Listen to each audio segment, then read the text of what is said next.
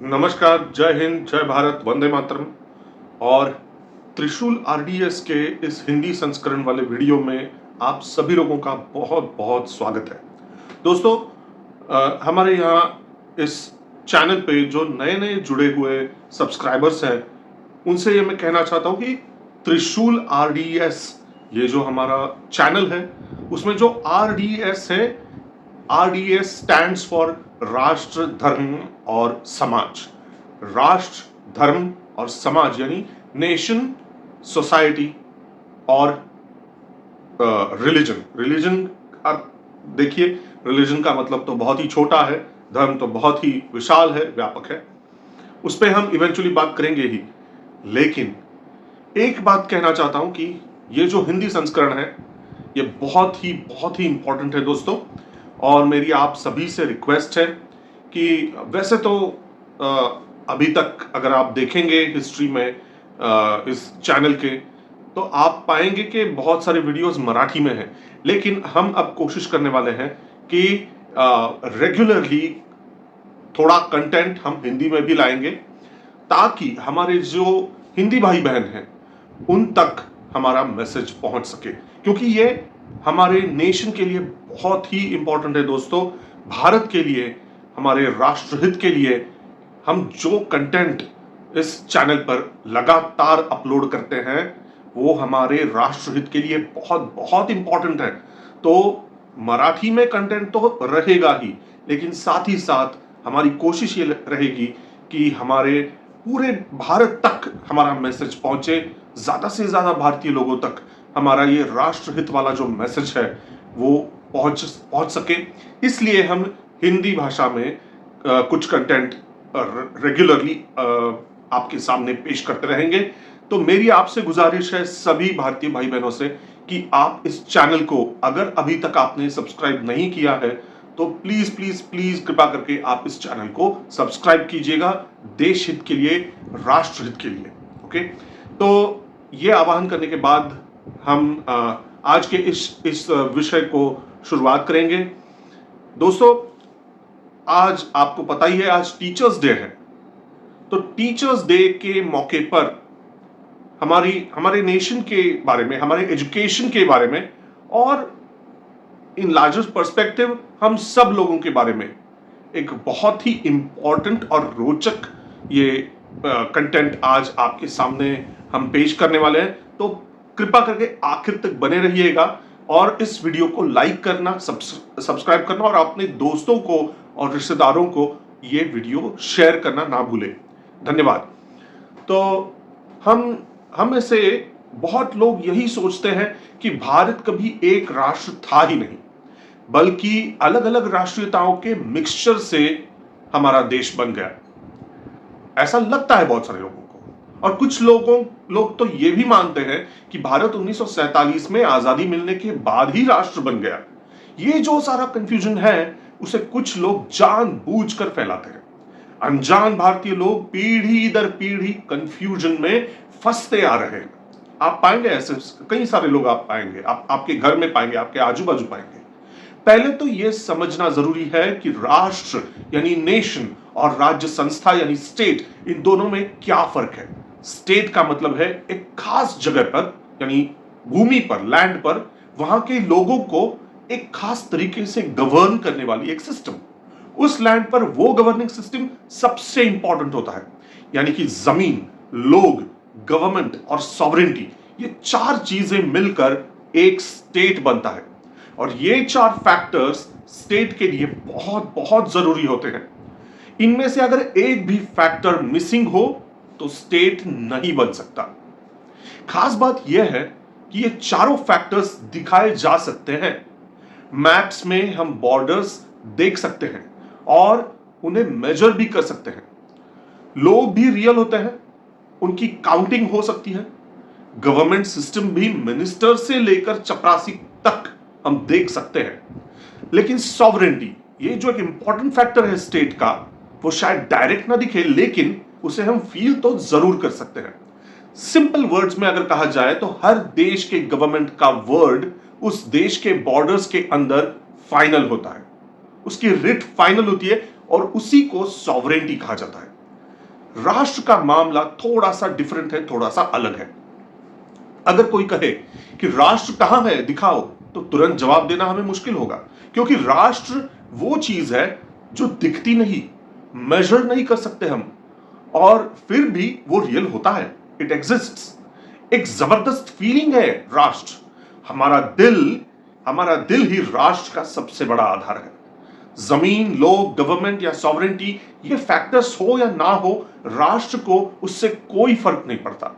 जब तक राष्ट्र के लिए प्यार और फीलिंग्स दिलों में जागृत है, राष्ट्र जिंदा रहता है। जू लोग यानी यहूदी, तो यहूदियों का अगर एग्जाम्पल हम देख सकते हैं तो आपको बहुत रोचक लगेगा, समझ सकेंगे आप। इज़राइल से उन्हें निकाल दिया गया, खदेड़ दिया गया, फिर भी 2000 साल तक वे दुनिया भर में बिखरे रहे। स्टेट के लिए जरूरी जो 4 फैक्टर्स हैं वो इस केस में एब्सेंट हो गए, लेकिन इज़राइल का राष्ट्र फिर भी जिंदा रहा। यहूदियों ने अपनी राष्ट्र की फीलिंग को पीढ़ी दर पीढ़ी जिंदा रखा। फिर जब एक टाइम आया, तब उस फीलिंग से इवेंचुअली स्टेट भी बन गया। एक बात हम समझ लें तो सारा कंफ्यूजन क्लियर हो सकता है। 1947 में भारत राष्ट्र नहीं बना, बल्कि भारत का स्टेट बन गया। भारत राष्ट्र तो बहुत पहले से एग्जिस्टिंग था। इतना पुराना वो है भारत राष्ट्र कि इसका कोई ओरिजिन भी हमें पता नहीं है। शायद दुनिया का ये सबसे पुराना, सबसे अकेला ऐसा एक पुरातन ऐसा एक राष्ट्र है जो आज भी जिंदा है, यानी भारत राष्ट्र। हमें पता है कि रिलीजन एक वेस्टर्न कंसेप्ट है। रिलीजन और धर्म में बहुत बहुत फर्क है। धर्म रिलीजन से बहुत बड़ा होता है, उसी तरह नेशन भी वेस्टर्न कंसेप्ट है, लेकिन राष्ट्र उससे कहीं डीप और बड़ा है। हमारे यहां राष्ट्र भी धर्म की तरह स्पिरिचुअल है, ये नेचुरल भी है। बॉडी दिखती है लेकिन कभी ना कभी मर जाती है, खत्म होती है, लेकिन सोल हमेशा अमर रहता है। ठीक वैसे ही स्टेट आता जाता है, बदलता है, कभी विदेशी अटैक्स भी होते हैं, हम गुलामी में जा सकते हैं, स्टेट खत्म भी हो सकता है, लेकिन राष्ट्र अमर रहता है। जी हां दोस्तों, राष्ट्र अमर रहता है, just like soul, just like आत्मा। इसलिए 1947 ही नहीं, आप और पीछे चले जाइए, अलेक्जेंडर के टाइम से भी पहले भारत एक राष्ट्र था, भारत एक राष्ट्र है, और भारत आगे भी एक राष्ट्र रहेगा। यह कहना कि अलग अलग राष्ट्रीयताओं से भारत बन गया, इसका कोई मतलब नहीं है। बाहर से दिखने वाला डिफरेंस असल में हमारी डाइवर्सिटी है। यह हमारे एक ही राष्ट्र का अलग अलग एक्सप्रेशन है। जैसे अगर आप क्रिस्टल लेंगे, एक क्रिस्टल से कई सारे कलर्स निकलते हैं, लेकिन वो एक ही लाइट से आते हैं। वैसे ही भारत की डाइवर्सिटी है, यह अलग अलग राष्ट्रीयताएं नहीं है। राष्ट्र का मतलब यह नहीं कि सब एक जैसा हो। यूनिटी का मतलब यूनिफॉर्मिटी नहीं हो सकता, और डाइवर्सिटी का मतलब डिवीजन नहीं हो सकता। दो बातें अलग अलग होती हैं। भारत ने हजारों साल से यह प्रूव किया है। हमारा मेन फ्लो भारतीय राष्ट्रीयता है, और बाकी सब उसकी ब्रांचेस हैं, अलग अलग कल्चर्स नहीं है। 1947 में अलग अलग कल्चर्स की एक खिचड़ी से भारत बन गया, ये एक फेक नैरेटिव है, और इस फेक नैरेटिव को हमें तोड़ना ही होगा। लेकिन ये फेक नैरेटिव इतना स्ट्रांग है कि उसे तोड़ना आसान नहीं है। ये नैरेटिव सालों से हमारे दिमाग में डाला गया है एक जहर की तरह, और ये कोई सोशल मीडिया इन्फ्लुएंसर का या कोई जर्नलिस्ट का बना बनाया हुआ नहीं है। हमारी एजुकेशन सिस्टम से ही ये पीढ़ियों पीढ़ियों में भरा गया है हमारे दिमाग में, वो भी आजादी के बाद से, आजादी के पहले भी और आजादी के बाद से भी। हम सबको लगता है कि हमारा एजुकेशन सिस्टम मैकॉले ने बनाया, एक अंग्रेज ने, जो हाफ ट्रूथ तो है लेकिन हाफ गलत भी है। असल में स्वतंत्र भारत का सिस्टम मौलाना अबुल कलाम आजाद के टाइम में बन गया, यह हमें भूलना नहीं चाहिए। वो स्वतंत्र भारत के पहले 10 साल तक एजुकेशन मिनिस्टर थे। उनका जन्म कहां हुआ पता है आपको? मक्का में हुआ था। उनका रियल नेम कुछ और ही था। उनका असल नाम था सैयद गुलाम मुहिउद्दीन अहमद बिन खैरुद्दीन अल हुसैनी। उनके फैमिली रूट्स भी बाहर से थे। मतलब आजाद के पिताजी तो पले बढ़े भारत में ही, लेकिन उनके फोरफादर्स हेरात यानी अफगानिस्तान से यहां आए थे। आजाद की मां मदीना यानी सऊदी अरेबिया से थी। इतना ही नहीं दोस्तों, आजाद के चाइल्डहुड का मेजॉरिटी टाइम सऊदी अरेबिया में स्पेंड हुआ। इसीलिए अरेबिक उनकी फर्स्ट लैंग्वेज बन गई और ना कि हिंदी। आप ये सब जानकर हैरान हुए होंगे, लेकिन दोस्तों ऐसे पर्सन को नए नए बन गए, नए नए आजाद हुए देश का एक बहुत ही क्रूशल रोल यानी एजुकेशन मिनिस्टर के सीट पर बिठाना कितना लाजमी है, कितना सही था। उनकी लॉयल्टी अरब से थी। नेहरू ने भले ही उन्हें चुना, लेकिन बाकी कांग्रेसियों और भारतीयों ने इसे कैसे बर्दाश्त किया, वो चुप कैसे बैठे। इससे हमारे लोगों का लेजीनेस और फुलिशनेस दिखता है दोस्तों। इन्हीं मिनिस्टर साहब ने यानी आजाद ने जो सिस्टम बनाया एजुकेशन का, उसमें प्रॉब्लम्स थी, खामियां थी, और उसी में से सारी ये प्रॉब्लम वाली जड़ें बाहर आई हुई हैं। नेहरू की इंस्पिरेशन और आजाद की ये मेहनत रंग लाती हुई हिंदुओं पर फेक सेकुलरिज्म थोपा गया, लेकिन माइनॉरिटी स्कूलों में तो ऐसा कुछ नहीं हुआ। वो अपना काम खुले आसमान में करते रहे। इसलिए हिंदुओं की कई जनरेशंस डल और वीक निकलती रही। इसी सिस्टम से लोग गवर्नमेंट, जुडिशरी, मीडिया, सिनेमा, ऐसे हर एक फील्ड में आते गए, और आज भी यही हो रहा है। फेक सेकुलरिज्म हो, सोशलिज्म हो, कम्युनिज्म हो, ये सारे पॉलिटिकल जो इज्म्स हैं, पॉलिटिकल आइडियोलॉजीज हैं, इसे फैलाना, एक समुदाय विशेष में कट्टरता भड़काना, हिंदुओं में हीनता और गुलामी की फीलिंग डालना, हिंदुओं को जाति जातियों में टेंशन क्रिएट करना, यह सब हमारे एजुकेशन सिस्टम से हुआ है। हिंदुओं का सेल्फ रिस्पेक्ट दबाने के लिए हिंदुओं की और भारत की हिस्ट्री को तोड़ा मरोड़ा गया है।